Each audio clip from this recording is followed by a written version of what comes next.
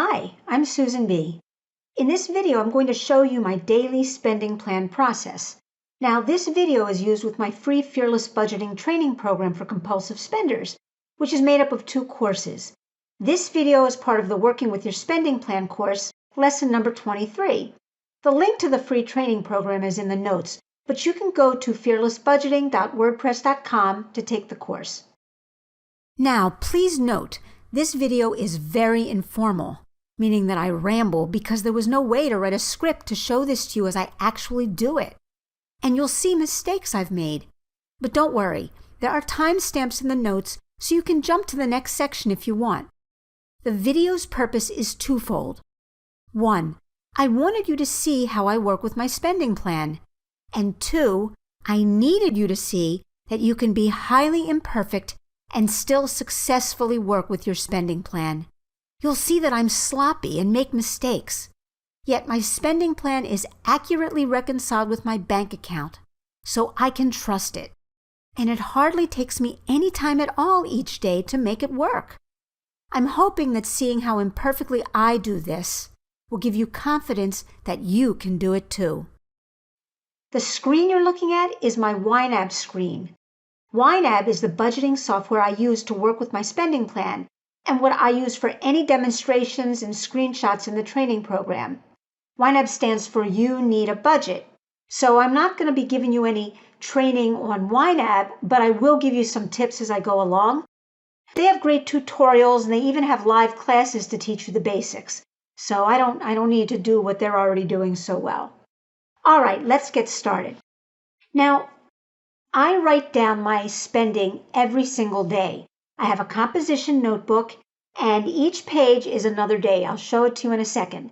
And what I do in the morning is write down the date, and this is all on the left-hand side. I write down how much income I think I'll be getting in, and I write down what I'm going to spend and what category that's coming from, because I live by my categories. So the first thing I'm going to show you is Saturday, March 10th, and it's very sloppy because I have sloppy handwriting, but it's only for me to see. So you can see that on Saturday, I put 0 next to an I, which stands for income, and there was no spending. The left side is my planned spending, and the right side is my actual spending. So now I'm going to show you the next page. See, I'm flipping the page as I talk to you. Okay, so Sunday, March 11th. Now, I have not entered these into YNAB yet, right? So right now, all I've done is write down what's happened on this piece of paper. So you can see, first of all, the income is 0. Now, what did I think I was going to buy?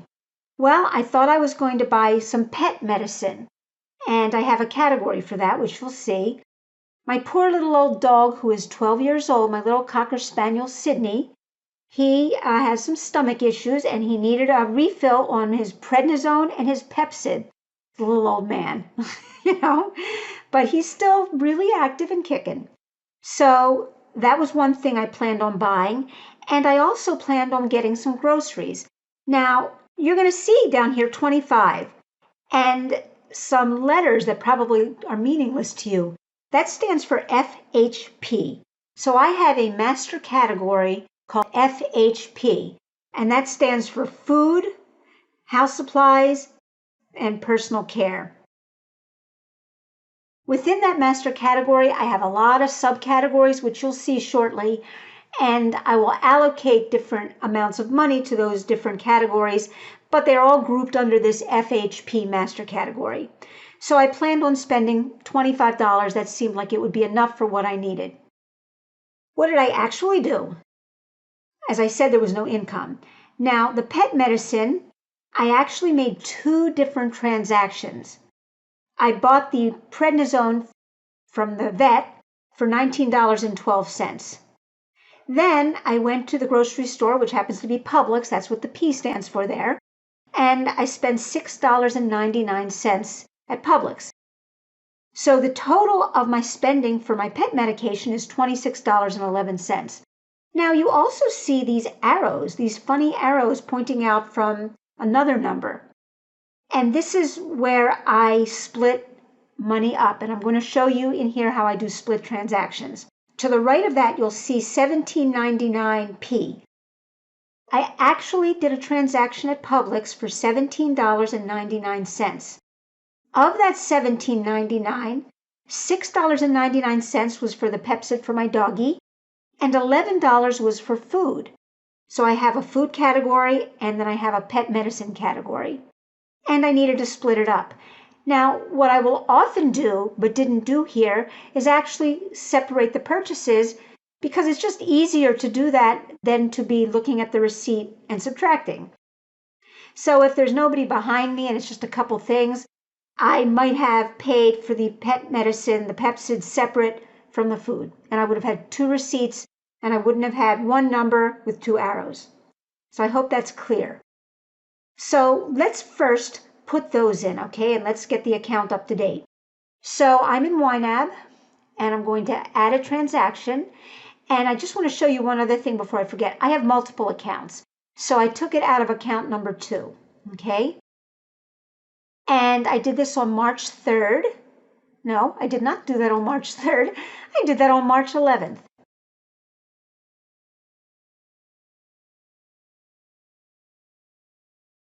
I paid the first payment to the vet, and the vet is Banfield. And you can see it's a saved payee, so I just had to start typing, and there it was. It fills it in. And what's really nice about YNAB is it remembers the last category you associated with that payee. So it popped right up with my pet medical treatment.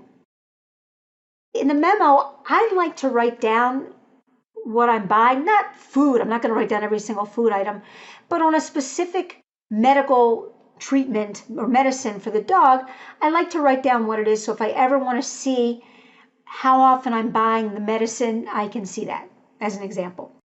So I'm going to put in here prednisone.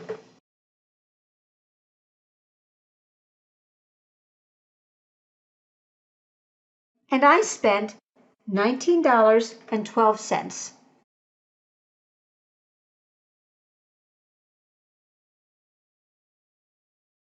So I have my entire transaction done, and I am going to actually save and add another transaction because we have another one. Now, be sure that if you're spending it, it goes in the outflow. If it's income, any money coming in, it goes in the inflow, but I spent it.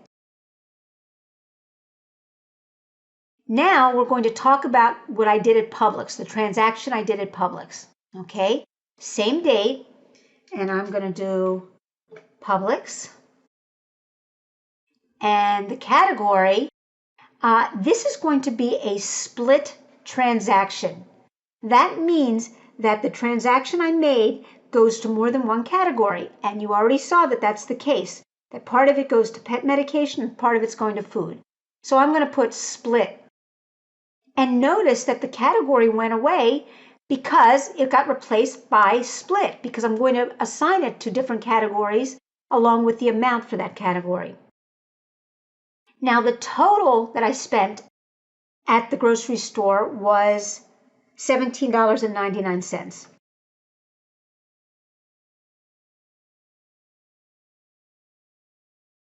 The first category we're going to talk about is the pet medicine. There's the pet medical treatment category. And this was Pepcid. I know that we spent $6.99 on the Pepcid, so I can type that in there. The next category is my FHP. I divide my food up by week. I put an amount in for each week, and if you take the training program, you'll understand why. Basically, it's because I tend to run out of food at the end of the month, and this way I can kind of get a better idea of how much I'm spending each week, so that doesn't happen. So we're going to put it into week 2, and I'm just going to put what's left, which was $11, okay? And we're going to save. Now we're going to start the process of clearing transactions and then reconciling them, and it's very simple. Generally, I have 2 tabs open, one for my YNAB and one for my bank account information. the statement. So in this case, I just did a little snippet of my bank account so you can see a few transactions from the past few days. So now we're going to go back to YNAB, and I'm going to see the first transaction that isn't cleared is $19.12. And I know it's not cleared because of this gray C. So the gray C, I would have made it green if it had actually cleared my bank account, and I had done that already. So we're going to go look at the bank statement, and we'll see the $19.12 has cleared the bank account, and there is a balance next to it. Now, before I do anything in YNAB, I want to show you something. So let's come back to YNAB, and notice at the top the cleared balance. That is the balance in YNAB that you compare to the balance in your bank account. It doesn't include any pending transactions. So if something hasn't cleared the bank, let's say you wrote a check for $10 and it hasn't arrived wherever it was supposed to be or been cashed, then that amount wouldn't show up in your bank account, right? It won't show up in your bank statement as having cleared it yet. So it's not included in that cleared balance. The uncleared balance in YNAB would be any transactions that haven't cleared the bank account yet. So that $10 would be in the uncleared balance. And the working balance in YNAB is the combination of everything that hasn't cleared plus everything that's cleared. So for purposes of reconciling with your bank account, which is crucial to making your spending plan work, otherwise your spending plan is useless. It's got to match precisely. You only need to deal with the cleared balance. That is the number that needs to match your bank's cleared balance, okay?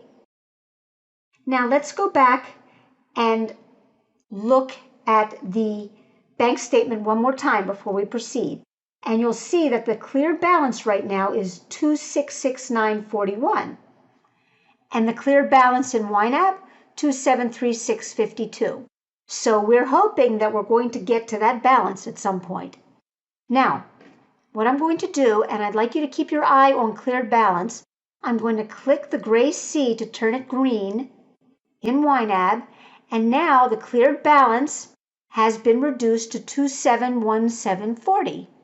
So now I'm going to look at the next transaction in YNAB, and that was $17.99. I'm going to go back to my bank account, and I do see a transaction for $17.99. So I'm going to go ahead and click the gray C to make it green for cleared. There's a C for cleared. And now the cleared balance is $26.99.41. Notice, just so I'm sure that you realize this, but these two transactions are part of the split, right? So they're not separate transactions. But notice that there was a transfer that I expected to come in for $20. And if I look at my bank statement, I don't see that transaction. The reason I know I don't have to go back any further is because when I look at the oldest transaction on the bank statement, which is the Publix on the 9th of March for $17.08, I know I've cleared it, but I can show you that so you can know as well. So if I look at my reconciled transactions, you will see that $17.08 transaction from the 8th, which cleared on the 9th, has a lock. The lock means that it's been reconciled. We have not yet reconciled. All we've done right now is made sure to note in YNAB whatever has cleared the bank, okay? You can see that this is a two-part process. The green C means that this transaction has cleared the bank. I have found a transaction in the bank statement for this same amount. But the lock means that my YNAB spending plan and my bank account are reconciled. That means that the cleared balance in YNAB equals the cleared balance in my bank account. So again, I know, even though this $20 is down here, see how far down it is? It's down here, but it still hasn't cleared yet. And I know that because I don't have to go back past any of these locks. The locks mean that I have already made 100% sure that the cleared balance in my bank account and the cleared balance in YNAB are one and the same. So there couldn't possibly be a transaction that I forgot to clear and reconcile in that group. But, like we talked about with a check, this has not yet hit my account, and that's okay. So, how do I reconcile? It's so simple in YNAB. 269941, the bank account says I have 269941. I click Reconcile Account. Yes, this is the amount that is correct. And that's it. Now, the green C's turned into locks. And now I can go back to my filter. I just wanted to show you that so you would see that they changed. And I'm not going to show reconciled transactions anymore. So the only outstanding transaction is this $20 that was supposed to come out on the 3rd of March. So I have to check into that and see why that hasn't happened. Now, I didn't plan this mistake, and I'm really excited it happened because I really want you to see that everybody makes mistakes, and that's part of the process. This is why it's so crucial to keep your spending plan updated and reconciled frequently, like every few days with your bank account, so that when you do make the inevitable mistake, it's really easy to figure out why you made the mistake. Now, I know that this should have already reconciled because I'm actually just transferring between two accounts of mine. So there's no reason it wouldn't have transferred. So I have to think about what could have happened. It's possible that I entered the transaction in twice. And of course, it's highly unlikely, but possible that there was a glitch in the transfer process and it just didn't come in. So I'm going to take a look. There's a few things I can do to check this out. The one I'm going to do is show my actual transactions that were already reconciled. I want to see if I might have entered this in twice. I doubt it because I've automated the process, which I will show you in a second. But let's go turn on the filter so I can see reconciled transactions. Here is the transaction that hasn't cleared, and I know that I didn't miss it because you can see everything after it has already been reconciled, not only cleared, meaning it hit the bank, but reconciled, meaning that the cleared balance in YNAB is exactly the same as the cleared balance in my bank account. So there's some other problem, and I'm just going to check back a little bit in an earlier time to see if it's possible that I put it in twice. I doubt it, but maybe I did. So when I scroll down, well, there it is. March 1st, not the 3rd, the transfer for $20 came in, and it's reconciled. I'm a little boggled by that because I know it's automated, but I can make a mistake. And I'm going to show you what I mean about automating the transaction in a second. So what we're going to do first is delete this because it's a duplicate. I know it's a duplicate because I know I only transfer the money in once a month. So that's the end of that. And when I change the filter not to show reconciled transactions, everything is cleared, reconciled, and up to date with my bank account as of this moment. So I'm going to check one more thing because it doesn't make sense to me because I know I automate this transaction. Why would it have been in there twice? Maybe I accidentally automated it twice. Just didn't realize I did it. So I'm going to go back to the filter and look for my scheduled transactions. And when I look, I see that there's only one. That's April 1st. That's the next one because when I have scheduled transaction, it repeats at the time interval I've set. And you can see that there's $20 expected to come in on the 1st, and there's not a duplicate on the 3rd. There's a different transaction where money gets taken out. That's not the same at all. So clearly, for whatever peculiar reason, I manually entered this transaction in despite the fact that I had automated it. So see, it's really easy to make a mistake, and you don't beat yourself up, you just figure it out. Now, If I only reconciled every couple of months or even every month, can you imagine trying to find this transaction and what was wrong in a month? Because there might have been other mistakes as well. So this took, like 20 seconds to figure out? That's why it's really important to get in a habit of doing this. I recommend you do it every day. But really, every 3 days is probably fine, depending on how much money you're spending at any one time. Now, the other thing I do is count up my cash, but to be honest with you, I only do it like every 6 or 7 weeks. I know I should do it more often, and I tell everybody else to do it more often, but it's really annoying, so I understand why people don't feel like counting up their cash. But I'm going to spare you going through my actual process with cash because I think I've kept you here long enough with this video. And I've created 2 videos specifically about tracking cash in YNAB. So you'll get a really good sense of how I do manage or don't manage cash if you watch those 2 videos. This is really it for my entire spending plan process. You can see it doesn't take very long, and it's not very hard to be precise with your bank account and keep it in order on an ongoing basis. The hardest part is getting started. And that's why I've created these 2 free training courses. The first course is the Fearless Budgeting Foundational Course, Creating a Spending Plan, where I walk you step by step by step through that process, going from having nothing to actually having a spending plan you can use. And then the second course is Working with Your Spending Plan, where I show you, this video is part of that training program. So I really talk to you about how you work with your spending plan on a day-to-day basis. And it is 100% free. There's no catch to it. You can go to fearlessbudgeting.wordpress.com. So you're welcome to go there. And in the notes for this YouTube video, you will find my affiliate link to YNAB. So as you're going through the training course, you'll make more sense of the concepts and you'll put concepts into practice. So no matter what spending plan platform, even if you just use pen and paper or a spreadsheet, you'll be able to take these concepts and translate them to whatever method you're using. And I also want to let you know about the daily reader that I've written for compulsive spenders and debtors. It's the Getting Out from Going Under daily reader for compulsive debtors and spenders.